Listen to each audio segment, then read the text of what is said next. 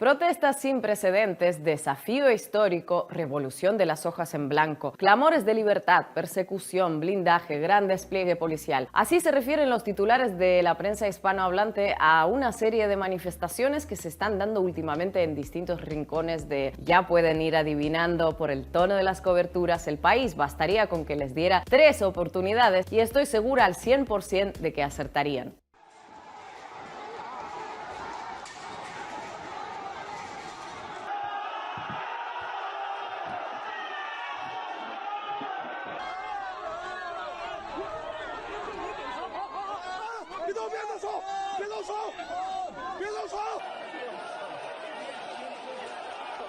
China se ha visto sacudida por manifestaciones que en pocos días se han expandido por todo el territorio, incluyendo ciudades grandes como Beijing y Shanghái.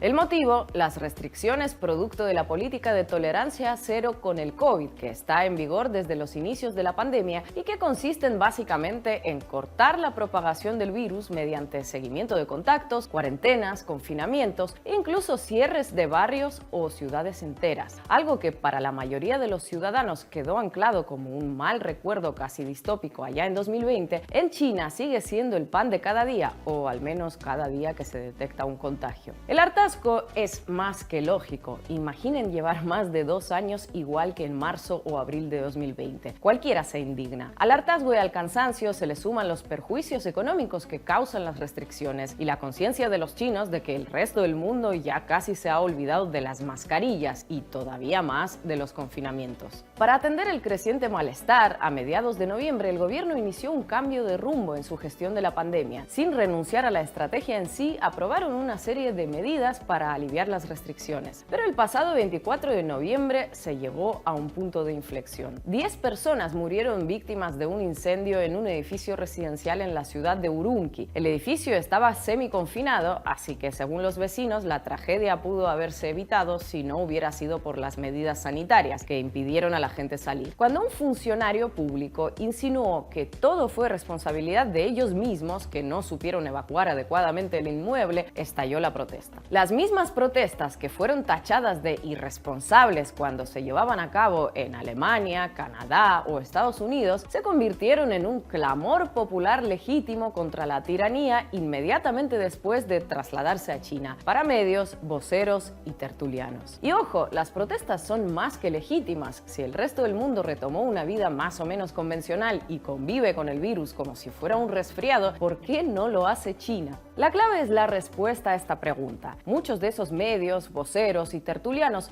no se complican demasiado la vida y lo reducen a que se trata de una dictadura y ya está.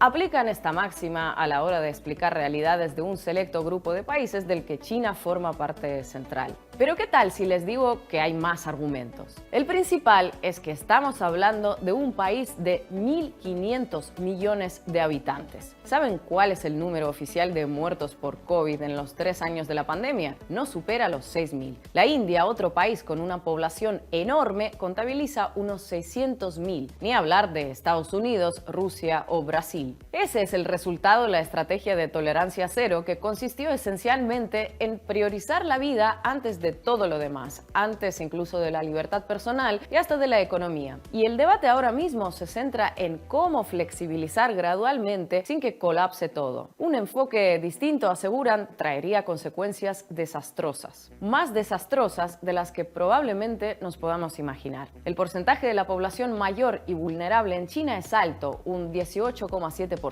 Muchos de ellos se han negado a vacunarse, ya que, como buena dictadura que es, no lo hizo obligatorio. Entonces, una propagación del virus sin control alguno podría causar miles de muertos diarios, no solo por el COVID, sino por el colapso del sistema sanitario, como ya ocurriera en numerosos países. El sistema sanitario es otro de los motivos a los que aluden las autoridades sanitarias locales. La sanidad tiene carencias, los recursos estaban al límite para semejante cantidad de población desde antes de la pandemia. Si colapsaron los modélicos sistemas de salud europeos, imagínense el del país más poblado del mundo en plena ola ola de ingresos. Todo este debate se produce ante un aumento diario de contagios. Este año se registran cifras muchísimo mayores en comparación con el año pasado. Y a todo esto hay que añadir que la política de tolerancia cero no es un capricho o marca registrada del régimen chino, sino una estrategia adoptada basándose en recomendaciones de expertos y epidemiólogos. Según un estudio revisado por pares y publicado en la revista Nature, un levantamiento de las restricciones causaría más de 112 millones de casos sintomáticos, 5 millones de hospitalizaciones y 1,5 millones de muertos. Con semejantes cálculos sobre la mesa, ¿estamos todavía seguros de que China tendría que ir por el camino de la apertura? ¿Estamos listos para normalizar esta cantidad de muertos? Desde luego, China no parece estarlo. Y esto es algo que escapa a la gran parte de los materiales periodísticos que hablan de esas protestas. Si lo que más importa es la gente,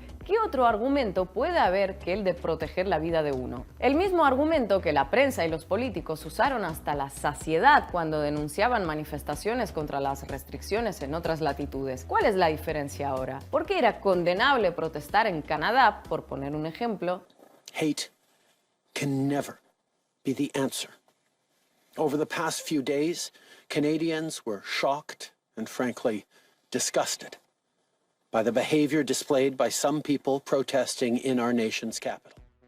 Y es admirable hacer lo mismo en China. Canadians are watching very closely. Obviously, everyone in China should be allowed to express themselves, should be allowed to share their perspectives and indeed protest.